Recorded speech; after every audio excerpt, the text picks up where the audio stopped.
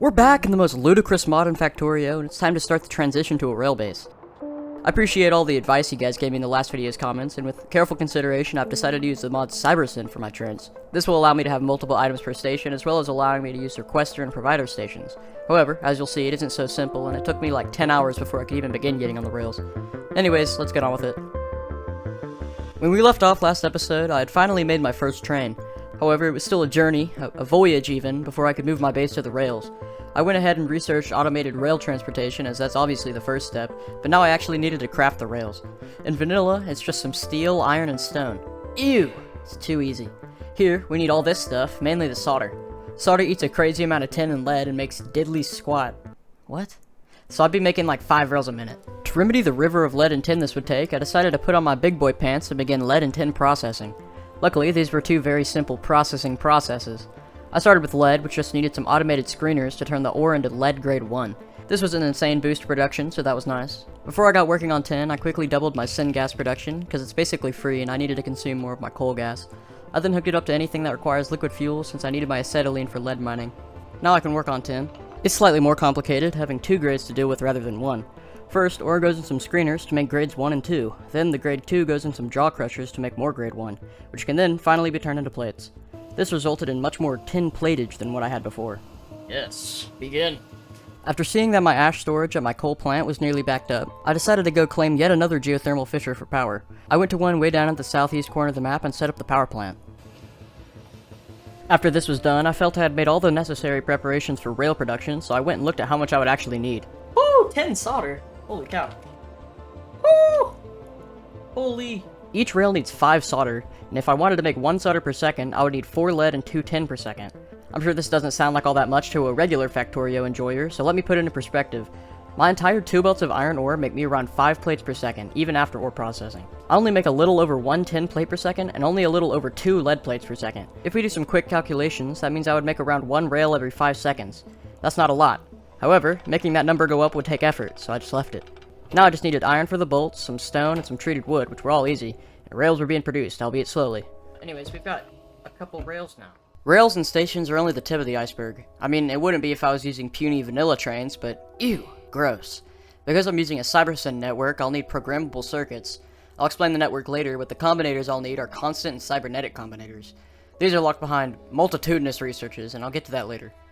While the researched, I started making my blueprints for my rails. I decided on a 2x2 chunk-based rail system with only 1 lane on either side. This is as simple and cheap a rail design as I could muster. I just made a straight path, a turn, a 3-way intersection, and a 4-way intersection. Mining machines, microbiology, and boron processing were complete, so I started researching casting and chromium processing. Tin wasn't being mined at its full potential because the boilers making steam were not outputting the ash fast enough. I came back with a burner and hooked the ash up, and it was running somewhat smoothly. Casting and chromium processing were done now, so I began researching oil industry machinery. I was going to make another Digosaurus for Nexolit, because why not? But then I remembered that I would need 300 automation science packs for the generic Earth DNA samples, so I changed my mind. We can do this later. Now Rubber started researching, but I decided I wanted coal processing instead, so I put it first. While all this stuff researched, I just went around and did some base maintenance, like fixing Keragen processing for the 800th time. I knew I'd need red and green wires for my circuit network, but they take rubber. Despite it not being researched yet, I began to set up some preparations. For instance, I stopped voiding anthracene oil, which I produced way too much of from tar processing. Rubber finally finished, and I brought the anthracene over to where I'd be making it. I made it close to my science production because it needs latex. I also needed carbon black and polybutadiene, but these were both pretty simple. I just brought some aromatics and titanium over, and rubber was being made. I went to a creative world to figure out how Cybersyn works, and got distracted by an in-game mount added by the mod, on which you become Daenerys Targaryen. Oh, look at that. Oh, man. After that, I finally got the hang of it, but then realized I would need batteries for the constant combinators. These batteries seem to have a pretty easy recipe, so I should be able to do it. But wait! Did you see it? Look. What is this strange substance? It's melamine, and to get it, we need poop. Lots of it. How do we get poop, you ask? Well, we need to domesticate a new species. Auogs. Augs. Ugs. I don't know. These guys are pretty simple to breed, but are an utter pain to make. This is because it requires cDNA, along with these DNA samples which require hundreds of science packs. This cDNA requires all this stuff, but mainly plasmids, which take all this stuff, and retrovirus, which takes all this stuff. To make all 3 of these, I'll need laboratory equipment, which takes these optical sets. Optical sets then require me to start mining borax, so I decided that's what I would do first. Luckily, borax only takes some syngas in the same machines I used to mine quartz. I just brought some up and began mining it. I then had to wash the raw borax with some water and throw that into an electrolyzer with some hydrogen to make diborane. That goes into another electrolyzer with water to make boric acid. The acid then finally goes into an HPF with some coke to make boron trioxide. I then brought over some molten glass and was able to make the optical sets in the glassworks. I had everything else I needed for the laboratory instruments, so I just hand-fed it, and they were being made. Okay, now for cDNA. The first thing I needed for cDNA was some stupidly expensive machines, such as a biofactory, an incubator, and a gene lab.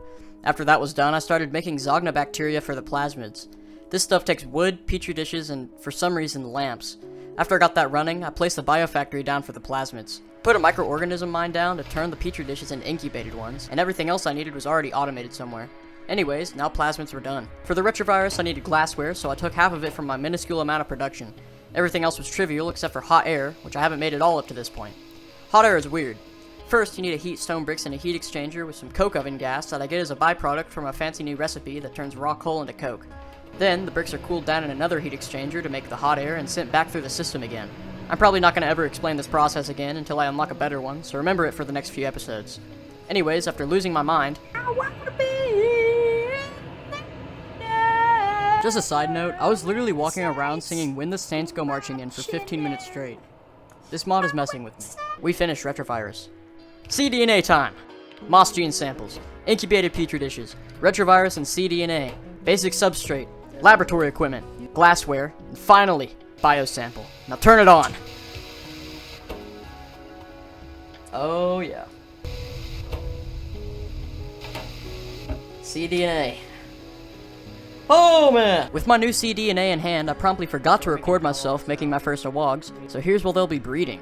I basically did nothing while I waited for the auogs to be incubated, but the first one was done in around 45 entire minutes. Woo! First auog ever. Auog. Lug. I don't know what they're called. Instead of following my routine of standing around, I decided to be useful while the second auog was concocting and automated the reproduction process. Keep in mind, this design is very temporary and will be demolished pretty soon. Not in this video though, so you're stuck looking at it. To my delight and delectation, auogs breed faster than you can say 1,2-dichloroethane, and I was bestowed a multitude of auog pups that would then grow to their full size and pooping potential in an auog paddock. Then I just automated the paddock much in the same way as the reproductive complex, and when I was done, I added another one to make the manure. I know I'll be needing a ton more in the future, but for now, 1 or 2 pooping paddocks is all I need. With that done, batteries are almost within reach. Before tackling the rest of the melamine process, though, I went ahead and put a smelter down to make lead antimony alloy, which I then threw in a chest. The first thing I needed to do with the poop is to turn it into poopy water, which is done exactly how you'd expect, except that it's done in the extremely expensive bioreactor. With the liquid manure, I can then make urea, which also takes more zognobacteria. The urea is then broken down into cyanic acid, which I'll also need for the batteries, and ammonia. I then mix those two chemicals back together again to finally make melamine. At last, I could place down the massive chemical reactor to make the long-awaited battery. And battery, it's happening, it's happening, it's happening! Woo! 5620. Ooh, man. Now that milestone was complete, I had to wait for the rest of the research to tick away. There wasn't much I could do in the meantime, so I continued my hobby of walking around aimlessly and making noises.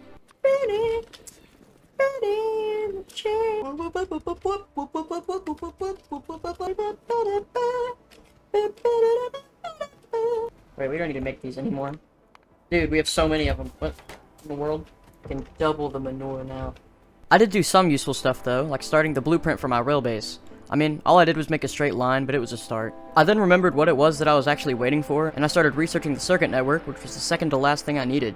While that was going, I placed some electric mining drills over at a coal patch that I would then put on rails. All you need is 4 drills for an entire belt of coal, so that's neat. However, before I began my true train transition, I decided to go live and get some advice from the viewers. However, in true Zave fashion, I forgot to record, so you missed the circuits finishing. Now, all that was left was the cyberkinetic combinator research. Also, 10,000 automation science packs. The final combinator was done in no time, and at last, I was able to begin the real task.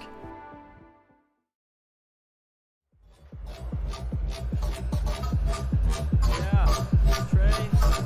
Woo! Trains, yeah. Yeah, trains. I decided to start my train base with the basics for the first science pack. I began where every good factory does, with iron production. I first set up the stations. I'm not going to go super in-depth into how CyberSyn works, that's what tutorials are for, but it functions similarly to the vanilla logistics system. The provider stations read the contents of a container to send what it provides to the network. That just requires a cybernetic combinator. The requester stations need that and a constant combinator, which lets you set what it's requesting. This also allows you to request multiple items per station, which comes in handy when you have dozens of different items to carry around. Before I could smelt the iron plates, I knew I'd need fuel, so I put some rock coal in the train network. I got that up and running and then put the first train on the rails. By the way, when the trains aren't running, i.e. none of the stations are missing items, they go to a depot, which is really handy. Now I needed to process my 2 belts of iron ore. For this, I needed a bunch of jaw crushers, which take an unholy amount of steel and electricity. Because of that, I only built the top half for now, and then made the furnaces.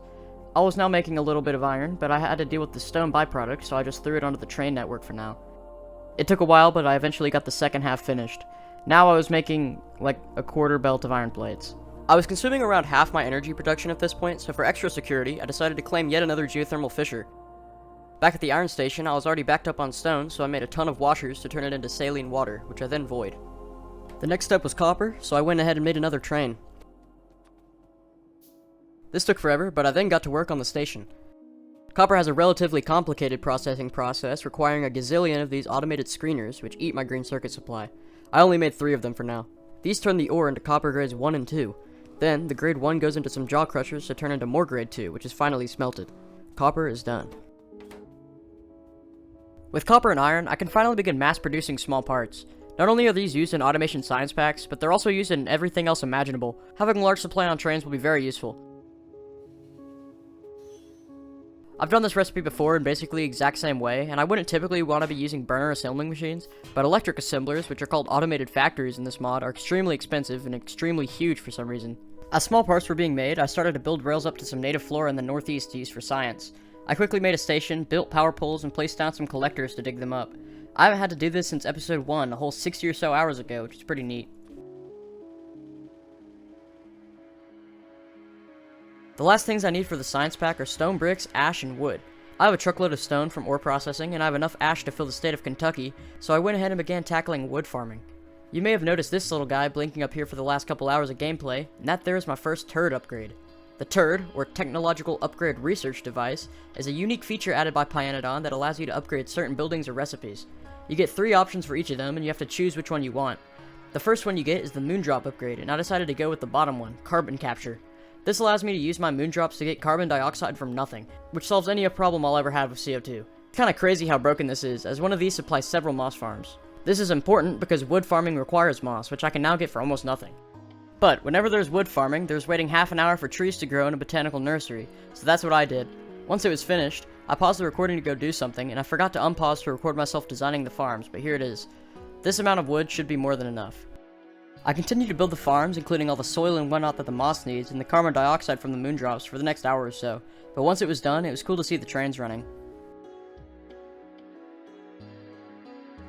I then made a quick soil setup to put on the rails, and when that was done, it was finally time to make the science. Also, if you're wondering why the time skips ahead like 2 hours, I accidentally left the game running, so just don't worry about that. This is where CyberSyn's multiple items per station really comes in handy.